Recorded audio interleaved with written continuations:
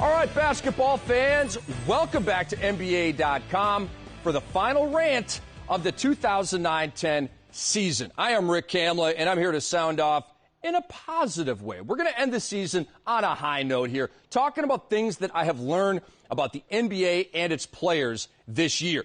We start with Tyreke Evans. What I have learned about this guy right here is that he is not only a future All-Star, he is a future superstar. And I've said it once and I'll say it again. I am guaranteeing the people of Sacramento, and specifically the fantastic Maloof owners, a championship under this guy's watch.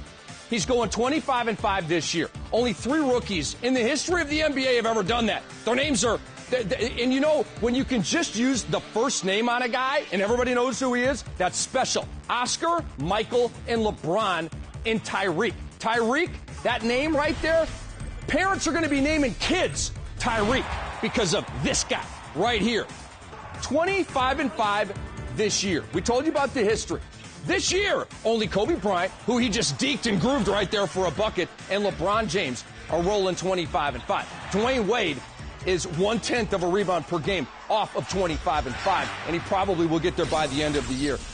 Gavin Maloof recently said in a radio interview, quote, "We have our LeBron. We have our Kobe. It's Tyreke Evans. This guy's that good." I have no problem at all with that quote.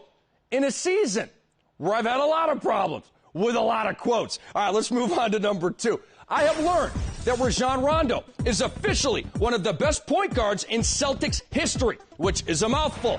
Single-season leader now in assists and steals. That has all happened like in the last couple of weeks. He officially takes his place with Bob Cousy, Tiny Archibald, Dennis Johnson, JoJo White, and Casey Jones as one of the best point guards in Celtics history. That is heady company. And we move on right now to video of Rajon Rondo. We got to show you what he's been doing, right? We can't just give you all stats. How about that dime right there to Kevin Garnett? By the way, the dime where he passed Cousy for the all-time assists in a single season was an alley-oop to Kevin Garnett. How do you like that? And right here, the steal.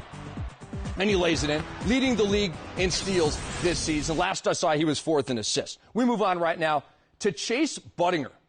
A lot of second-round guys I learned a lot about this year. Marcus Thornton comes to mind, and this guy comes to mind, among others.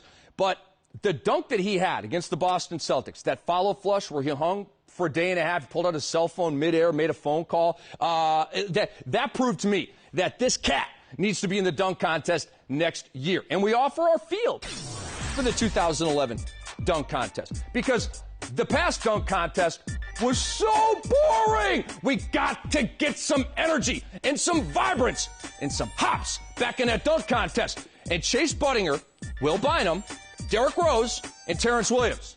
They only take 4 guys.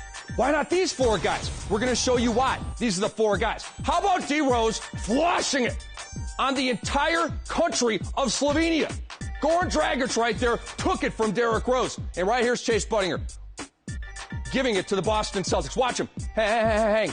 I mean, he like had another gear on his hops right there. Will Bynum. Every dunk contest needs a little guy, right? Nate Robinson's not going to be back. He's won 3. He's done. Will Bynum could win it next year. And this guy, Terrence Williams, throwing it down, extended style on Chris Kaman. I thought T. Will should have been in the dunk contest this year. Hopefully he gets in next year. Get a little head start on the dunk contest. I need a minute here. We move on with things that I've learned on the season this year. With John Salmons, okay, it's one thing if you're traded midseason and you're a savior for a team like he was last year with the Chicago Bulls, along with Brad Miller. But when then you get traded the next year, and then with with that next new team, you do it again. You go from John Salmons, the super sub, to John Salmons, the savior. That's right. This guy's a savior. If you think he isn't, you haven't been paying attention. Would the Bulls have made the playoffs last year without John Salmons? The answer is no. Would the Bulls have almost defeated the Boston Celtics last year without John Salmons? The answer is no. Would the Milwaukee Bucks this year be north of the playoff line without John Salmons? The answer is no. And we move on. Roddy Beaubois is the best player in the world that nobody's heard about. And I say nobody loosely. Obviously, us NBA types know who he is, and we know he's a stud. But the casual NBA fan, and maybe just the overall sports fan, they got no clue who Roddy Beaubois is. It's only a matter of time. When you drop 40 in a game in which you hit 9 threes, an all-time rookie record for threes made in a game, you are a supreme baller. They are so ridiculously deep, those Dallas Mavericks. I love Roddy Beaubois, a.k.a. Roddy Buckets. Can't wait to watch him for the next 25 years. We move on right now with the fact that curses do exist in the NBA. Proven once again by 2 cursed franchises, the Los Angeles Clippers. There is no more cursed franchise in the NBA than these guys. And the Portland Trail Blazers, big men. Are you kidding me that Greg Oden right here, kind of a non-contact thing, and he's done for the year. Joel Prisbilla right here blows out his knee. I mean, he just lands on it. And I'm sorry to show you this graphic video, guys, but the curse of the Blazers' big men continues. And did you hear that Joel Prisbilla, while starting to get better from that injury, fell in the shower and ruptured it again? That's a curse. I'm sorry. Bill Walton, Sam Bowie, it goes on and on and on. For the Clippers, just take a look. Google search their draft picks over the last 10 or 15 years, and you will agree that they're a cursed franchise. I hope that in 2010-11, they can reverse the curse, like the Red Sox did against the Yankees a few years ago in Major League Baseball. We're moving on. Aaron Brooks and Marc Gasol are major players. Not good players, not rotation players. They're major players. And this guy right here is most improved player of the year. He is the league leader in threes made. I don't know how many 30-plus point games this guy has had this year. It's like 9 or 10. He goes off at will. And the Friday game against Boston, he was already my most improved player. But what he did and what those Rockets did going into TD Garden beating the Celtics was like it kind of grabbing the tie and the shirt collar of the voters for most improved, saying, you're even contemplating not voting for me? Well, I could understand voting for this guy. To me, Marc Gasol is number 2 in most improved player voting if I had a ballot. And again, I have not gotten any ballots for any awards this season for the 8th straight year. And yeah, I'm a little ticked about it. And I will continue to be ticked about it. Hey, there was actually a rant here in this rant. Anyway, Marc Gasol looking good there, number 2 for most improved player. How about Corey Brewer of my Minnesota Timberwolves? Did you know he could hit threes? He had like a streak of 31 straight games with a 3. And here's what I learned about Corey Brewer. I thought, coming off of last year in the ACL, that maybe, and look at this dunk right here on pitch. We knew he could dunk. We knew he was athletic. But I thought he was maybe just going to be a rotation player. You know what I mean? Like a top 8 guy? No. He is a bona fide starter in the NBA because he has acquired a jump shot. None of us knew he would do that. We thought he might coming out of Florida. We didn't know. We know now. Corey Brewer, much love, baby. Keep working hard in the offseason. Couple more here to get to. Darren Collison. Did you all know, even you fans of the UCLA Bruins, did you know that this dude could shoot this well?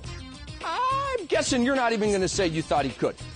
His J is on lockdown right now as a rookie. I knew he could dime. I knew he could steal. I knew he was faster than heck.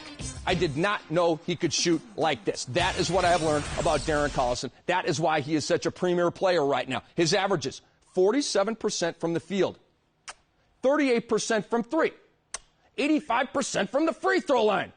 And they're only going to go up next year. Finally, the last thing that I've learned this year, and I know you're out there going, are you done yet? I got one more, and it's a good one. Scott Brooks, Alvin Gentry, and Lionel Hollins are really good coaches. I did not know this before this season. I thought they might be. But Scotty Brooks came in last year picking up for P.J. Carlesimo. Alvin Gentry came in last year picking up for Terry Porter. Lionel Hollins came in last year picking up for Ivoroni. I think it was Ivoroni. But all of these guys came in this year in a prove-it mode. They all proved it. And Scott Brooks should be Coach of the Year. And you talk to guys, the analysts here on NBA TV and TNT, they pretty much all agree that it is Scotty Brooks. That's what I've learned from the 2009-10 season. I've also learned to love you, the fan on NBA.com. Thanks for hitting me up. Thanks for watching the rants. We will be back with more next year. I'm Rick Kamla. We will see you in the playoffs. Bye-bye for now.